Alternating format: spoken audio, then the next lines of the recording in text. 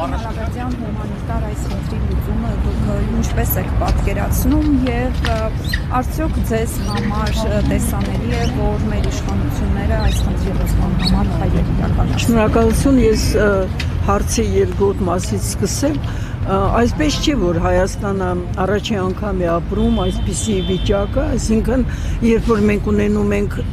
բավականին շատ անհայտ կորածների, որից անգամ մենք թիվը չգիտենք, դա ինքնին արդեն այսպես ասած լրացիալ եւ պասիվության արդյունք, որպես արդյունք հանցագործություն է,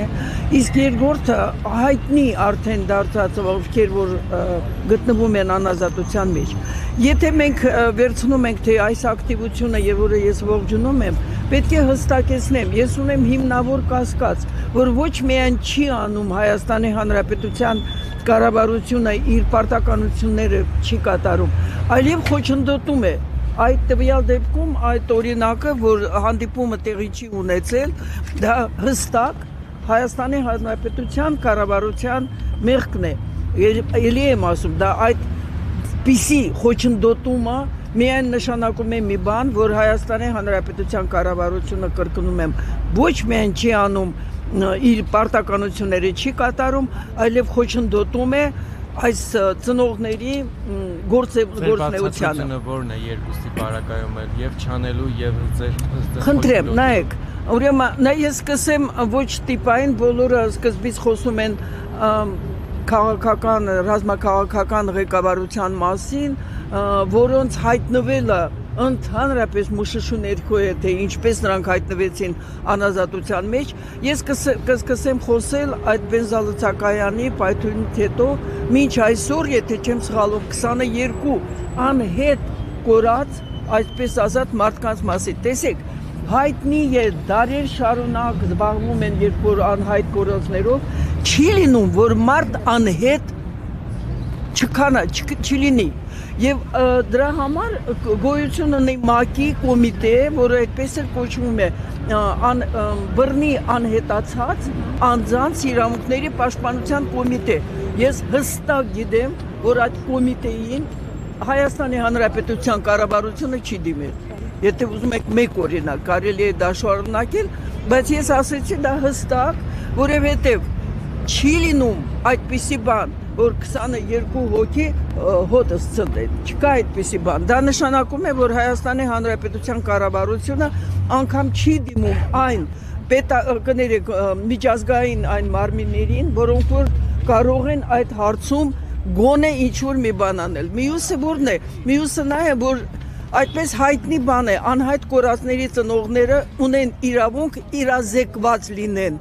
այն ամենի մասին, ինչ որ արվում է։ Խոսքը չի գնում գախնի ինչ որ օհակներով աշխատանքի։ Եվ դա տեղի է ունեցել Հայաստանում տարիներ շարունակ գործում էր այդպիսի մարմին, դա այսօր էլ նա գոյություն ունի, ժամանակին դա եղել էր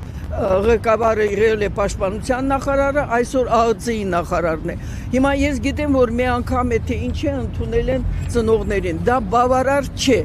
Երկրորդը, դա մենք խնդիր ունենք ինքներս մեզ հետ։ Հայաստանի Հանրապետությունում կարծես թե սովորել են, ժողովուրդը սովորել է, որ կարելի է խոսել խաղաղության մասին, մինչև անգամ անմիտ ինչ-որ գրառումներ կան սոցցանցերում, չբարձրացնելով միակ հստակ հարցը, բա եթե այդքան բարեկամական գրեթե հարաբերություններ են, երբ եւ որտեղ է հնչեցվել անհայտ կորածների կամ անազատության մեջ գտնվող, պետք է ասեմ, այնտեղ ընդամենը 2 զինգերի են այդ 23 հոգուց, մնացածները պատանտ են կամ քաղաքական կալանավորներ։ Այսինքն մենք հստակեցնենք, որ հայտնի Ռոբերտ Ամստերդամը ասել է մի քանի խողովակներ, որով որ պետությունը կարող է եւ հստակեցրել է, որ այդ խողովակները չեն օգտագործվում։ Ես իհարկե շատ վատ եմ ընդունում, որ հայկինը դիմում է Մեհրիբան Ալիևային,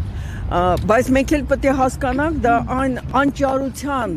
վիճակն է, որտեղ որ ինքը իր ամուսնու վերադարձը կյանքը գտնում եմ, որ շատ ավելի բարձր է, քան լռության մատնված, լռությամբ ընդունած այս Հայաստանի Հանրապետության